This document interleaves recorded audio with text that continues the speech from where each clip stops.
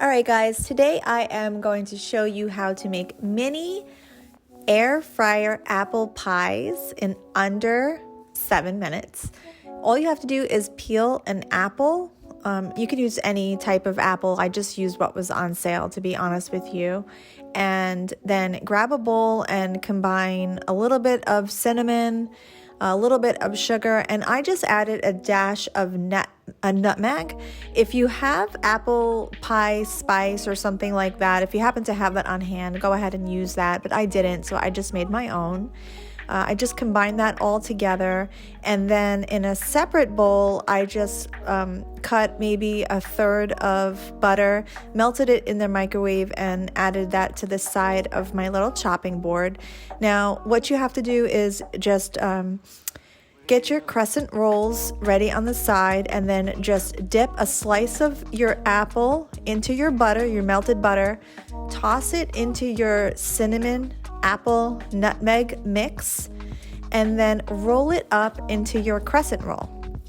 So if you're looking for mixture combinations, I would say more sugar than anything else. But if you watch the video, I really just sort of poured things into a bowl, and believe me, nobody cared. So put the apple into your cinnamon apple mixture, and then make sure that your crescent roll is covering every bit of your apple, and repeat until all of your cinnamon Pillsbury combinations are done.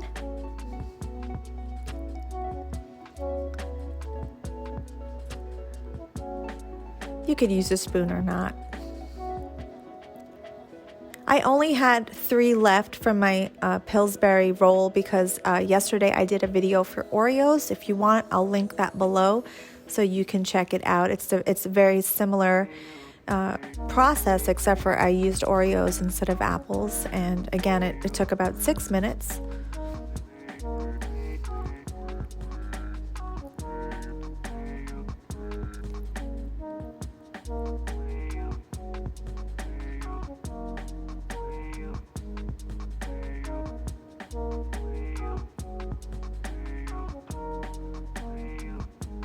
If you want, at the end of your frying in the air fryer, you could sprinkle a little of the leftover cinnamon sugar mixture onto your fried apples, but I didn't do that. But if you have some leftover sugar and you don't know what to do with it, you can go ahead and do that, because at a fair they would put confectionery sugar or something like that on top of it.